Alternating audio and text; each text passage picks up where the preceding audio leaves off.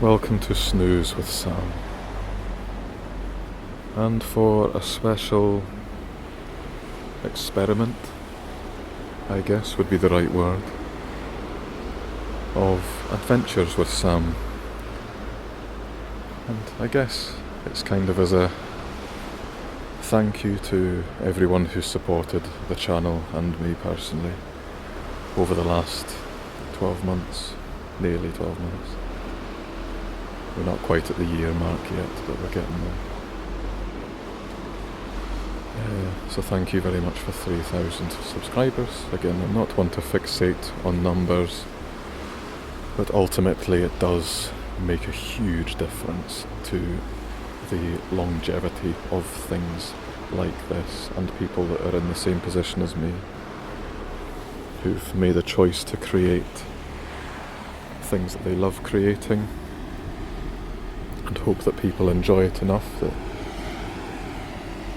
they listen, which you do. So again, especially to patrons, thank you all. It really means the world. Now, you join me on the south coast of Dumfries at a place called Castle Point. And I'd like to take you on a little adventure. So, we're currently standing up high on a cliff. The waves crashing on the rocks, 100 feet below us. The cliffs really are incredible here. Just vast big rolling fields divided with the most pristine, untouched dry stone walls.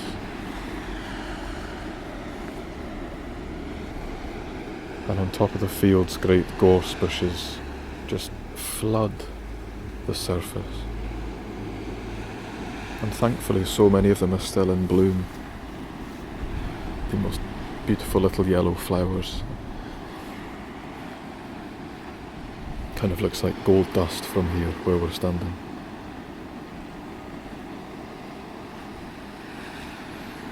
Apart from really sweet, ripe roses, which do smell otherworldly, like you could eat them purely based on smell, gorse flower is definitely my favourite. If you've never smelt it before, it's kind of like a blend of honey and milk and coconut. It's incredible. So here on the Solway coast, in the south of Dumfries, which is a fairly under-visited place,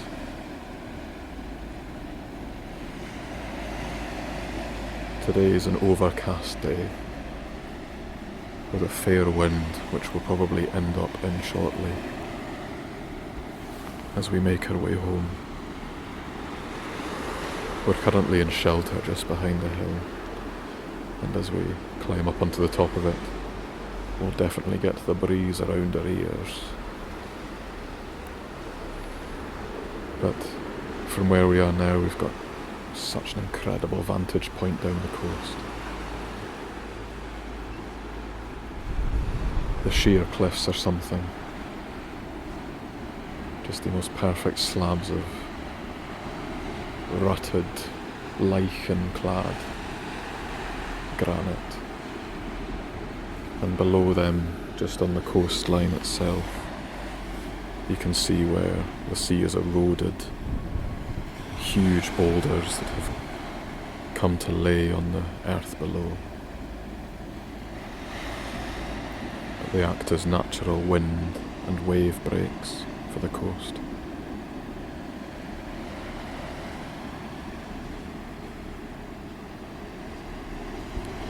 The hiss and the crashing of the waves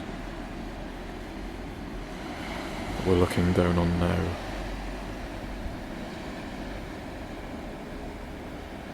with each big swell of current.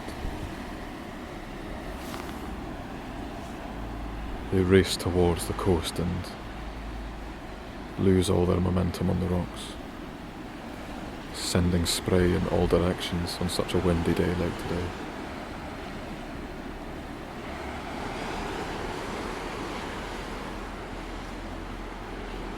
The water's really murky, but it's befitting to the moody sky. It's kind of brown and sandy, but it's turbulent waters around here.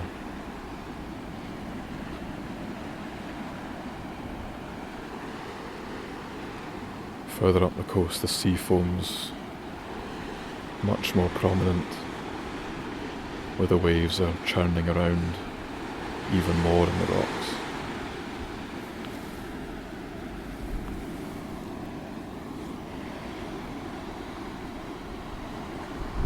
You can see out to sea for miles and miles around,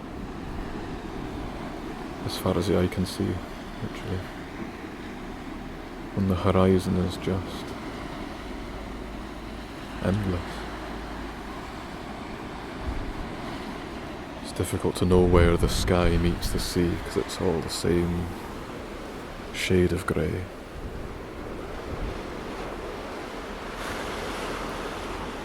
But at least it's not raining, eh?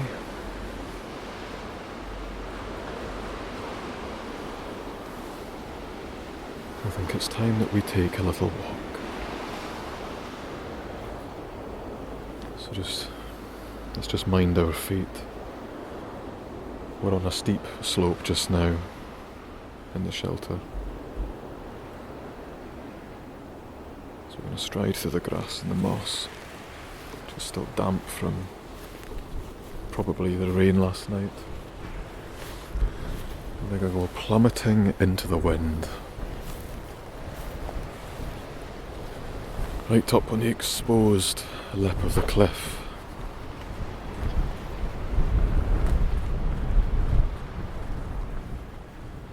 Up here the field levels out and the coastal path traverses all the way along it, but where we stand is where the castle used to stand, hence the name. But there is no such castle now. But you can imagine just how incredible a place this would have been to have a fortification.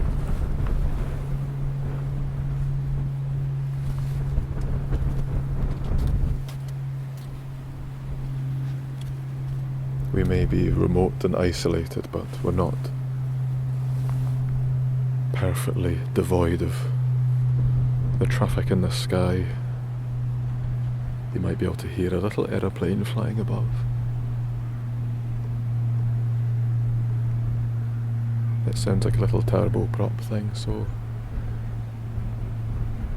judging by where we are, that'll definitely be connecting the Outer Hebrides to somewhere flying from the north of England, no doubt.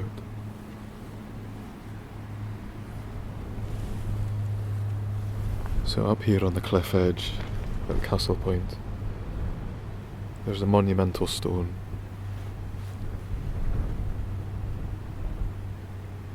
And on it there's a compass engraved on a big slab of marble.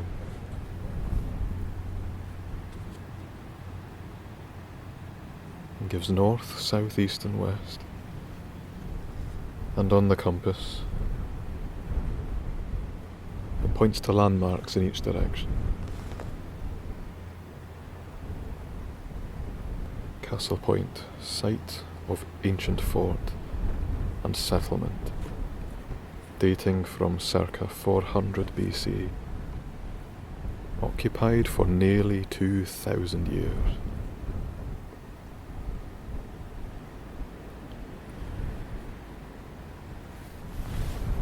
It's quite amazing that it's probably one of only a few places that no longer have even a ruin.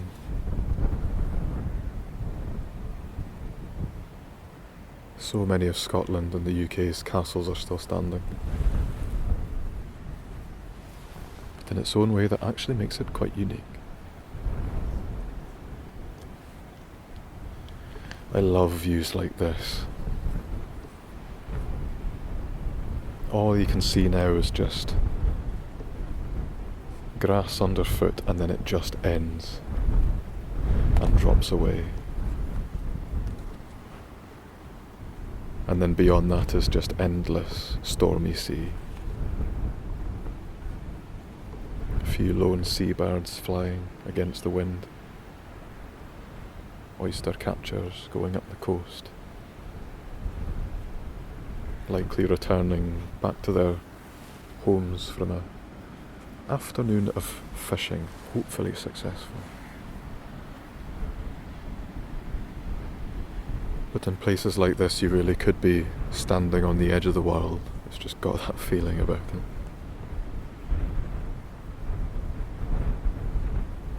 So as not to cause you unrest, I'll not go too close to the edge, I promise. There's a little dog just turned up. Oh, you gonna come say hi? It's a little golden Labrador, and its owner, Hopsy.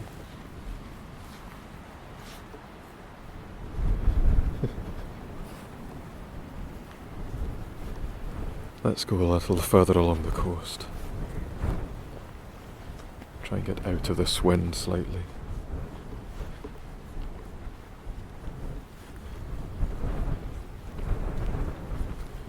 There is a gentle path just now.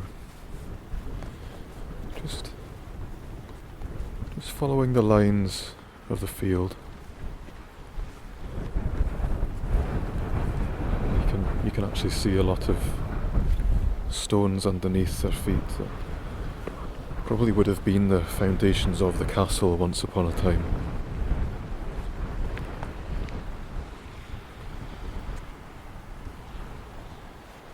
So let's just go downhill towards the little wooden gate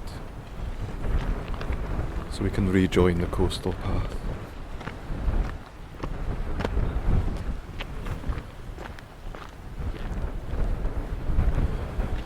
So the grass has turned to gravel. It's only really about 1.5 feet wide.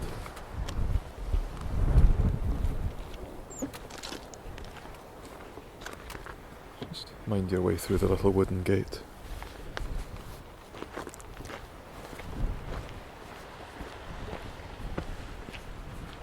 So at the base of Castle Point, the field just flattens out again. Quite soft underfoot. I guess on the flatter bits it tends to be a little damper from the rain. There's no cows in here just now, but there is evidence of cows having been here, if you know what I mean.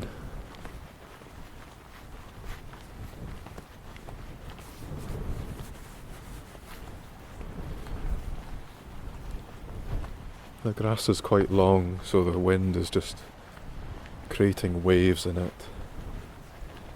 You know, you can imagine that picture perfect wheat field with just the most wonderful breeze just flowing across it, just creating all these patterns.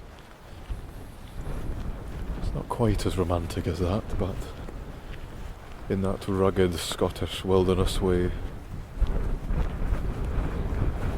still is a little bit. Oh, that's a strong wind. It's a fresh one, but I wouldn't have it any other way. You don't come to Scotland necessarily for the finest weather. Ah, that's it, we've just come downhill slightly. Lots more gorse bushes on our left. Let's go and smell some of the flower.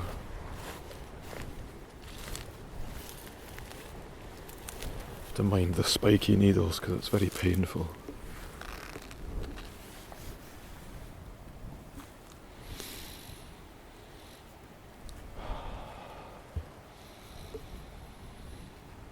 Oh, it's the most amazing smell, that. I can never get enough of it. It's just incredible. Sweet, sweet nectar. Right, there's a lovely old weathered sign that is pointing coastal path this way. I don't tend to follow signs. I prefer just to kind of go wherever I feel like going. But I know for a fact that down here is closer to the shore, and I'd love to listen to the sound of the waves a bit closer up, don't you?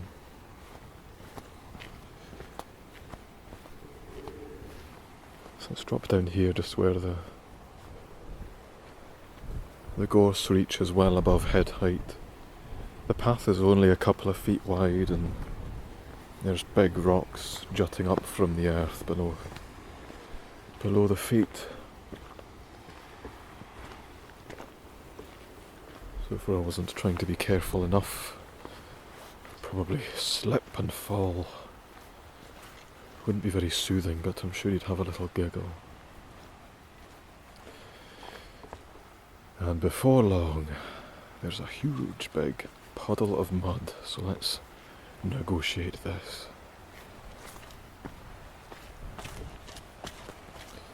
Squelchy underfoot, oddly satisfying. Definitely evidence of cows coming along here.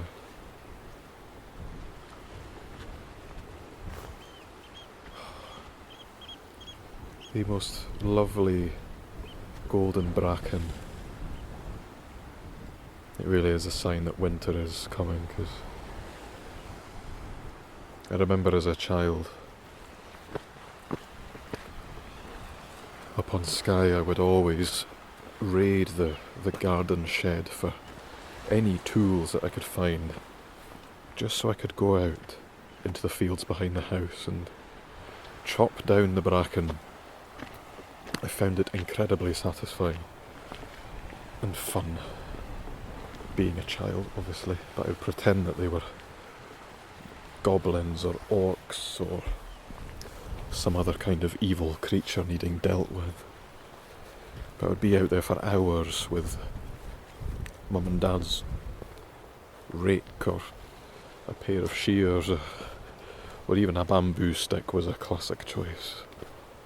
And I would just chop and chop and chop for hours, and tell you what, the farmers thanked me for keeping their fields trimmed. They didn't need sheep up there when I was.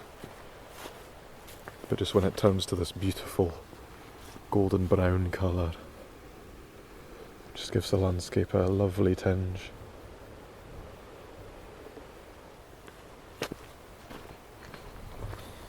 See now, thankfully the path underfoot's dried out a little. The most beautiful little bilberry bushes. Still very thorny and spiky, but kind of line the path. Things that look very similar to blueberries, but I don't think you'd want to eat them. I can tell you by now that I've probably eaten most berries that I shouldn't have at once upon a time and suffered the consequences. So cannot recommend. They do give a lovely tinge of blue, and there's also rose hips here too, that are deep ruby red. Beautiful. There's a little hiss of the wind just rushing through the surrounding foliage.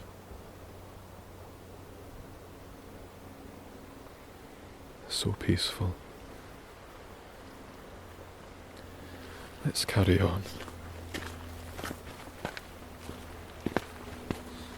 Just climbing up the hill a little bit. Path closing in. Little patches of blue sky in between the clouds. So it's just one of those days that cannot figure out what it wants to be. That's okay though. Right, here we have a little metal gate, so try and open this without making too much noise.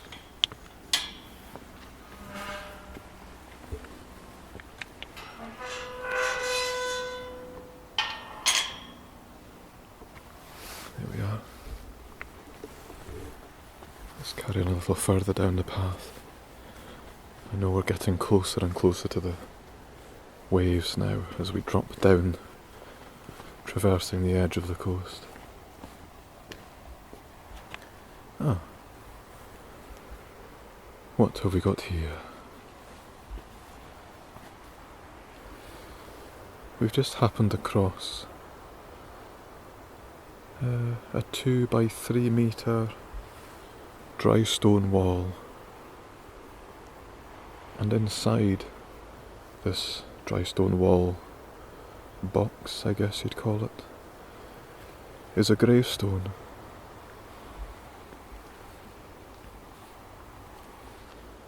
Nelson's grave.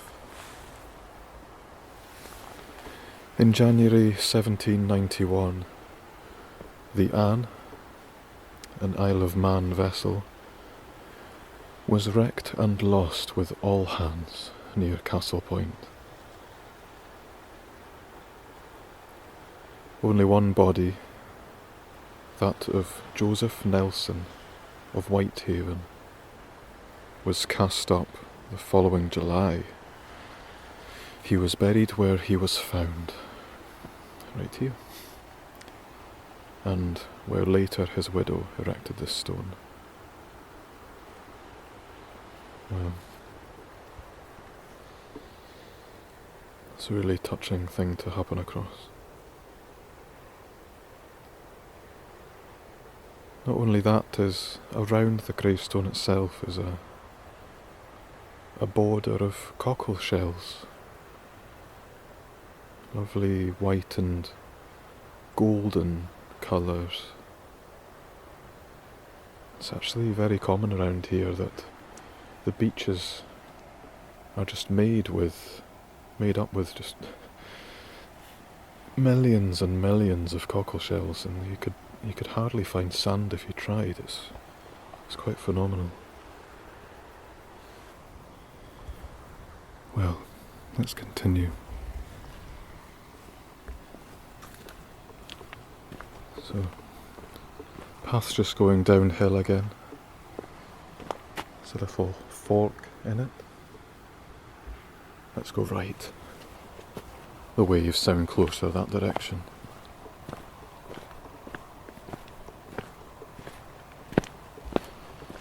It's still so rocky underfoot, you've got to be so careful. Try not trip.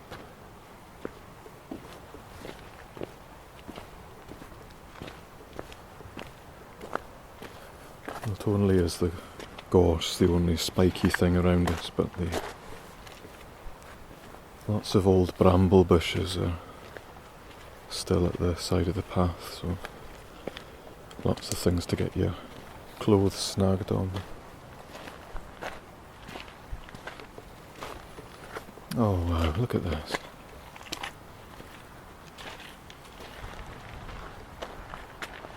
We're now underneath the most enormous willow tree. That's incredible. It is entirely leafless, but the number of branches and arms it's got is phenomenal. At the base of the tree, it's hundreds and hundreds of individual roots, all pulling and pushing themselves in all directions, trying to find some earth beneath the stones, really. Because this is on the edge of the beach.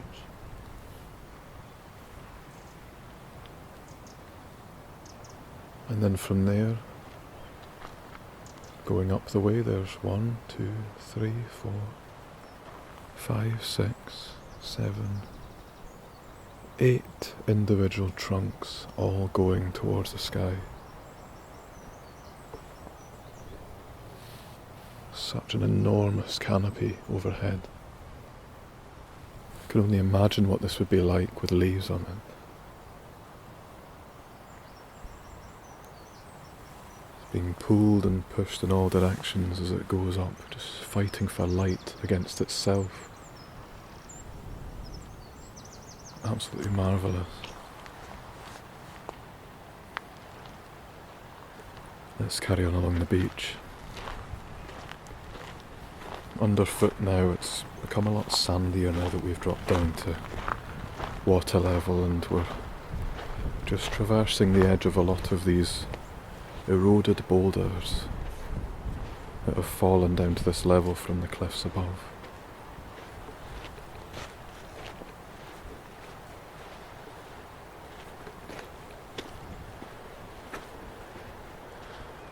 These rocks, where they protrude from the ground, which is just the earth beneath us, I've always found so fascinating, because it's like slices of bread in a packet that have fallen over against each other, just kind of propped up,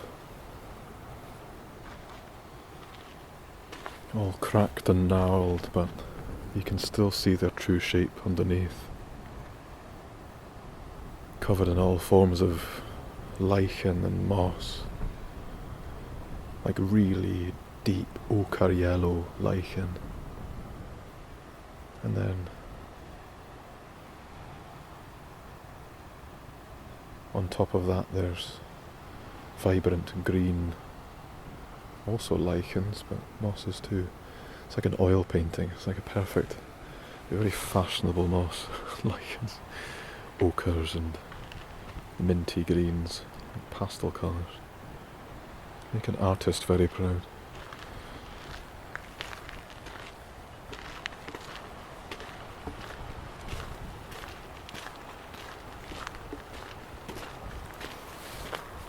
We're getting closer and closer to the waves now. It won't be long before we're right alongside them. So you can see where the tide line has come all the way up high here. So much seaweed and driftwood, and little twigs from when it's got really rough, and blown it in.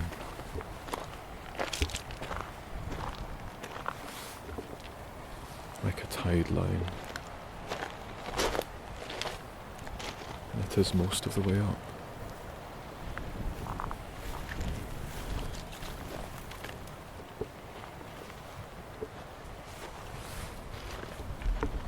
So now let's just walk along down to the water itself, just minding our feet, hopping from rock to rock, doing our best not to fall or slip or trip.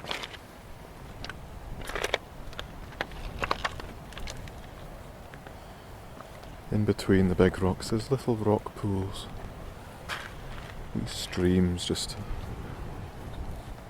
bringing fresh water down from the hills to join the sea.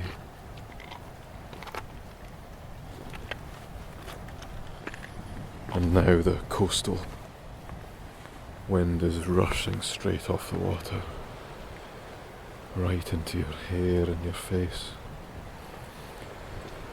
So refreshing, there's nothing like it.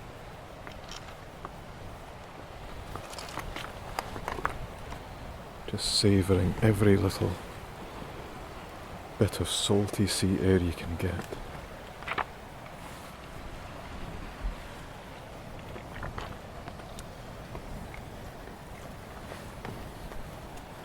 It is genuinely the most invigorating smell and sensation, just to feel all of that salty breeze come straight at you.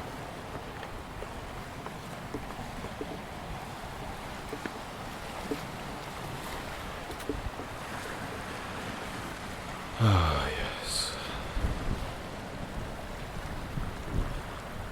Here we are.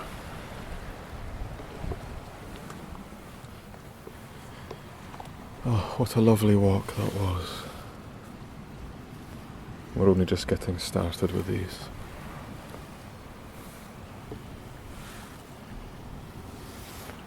Let's just have a seat here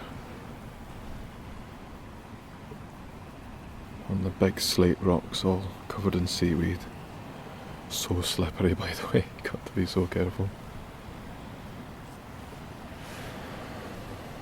Out to sea now, we're looking across at the far headland on the other side of the coast. It's a mix of coniferous trees and deciduous, half and half with autumnal colours, and still a lot holding on to their green.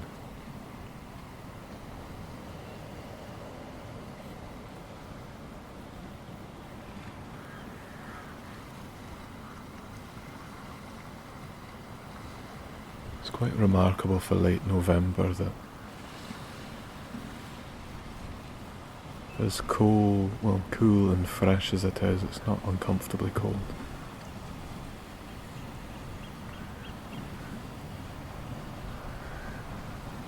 Just listen to the way those waves are coming in and gently lapping.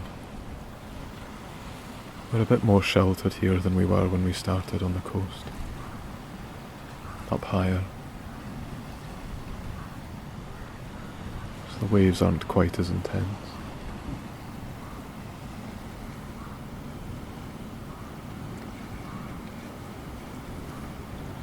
Just picture those waves.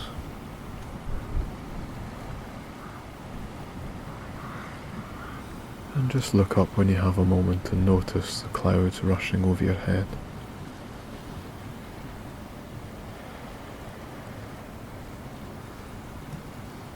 In between patches of blue sky, some move faster, the lower altitude cloud, and some appear to move slower, the ones that are a bit higher up.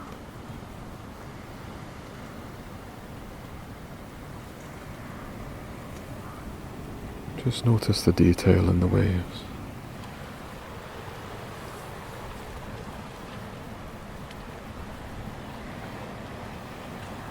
Just embrace everything around you. Everything we've seen.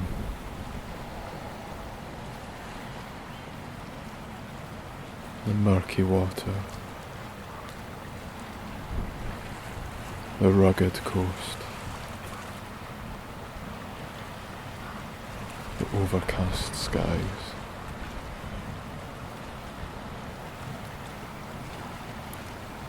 true wild Scotland.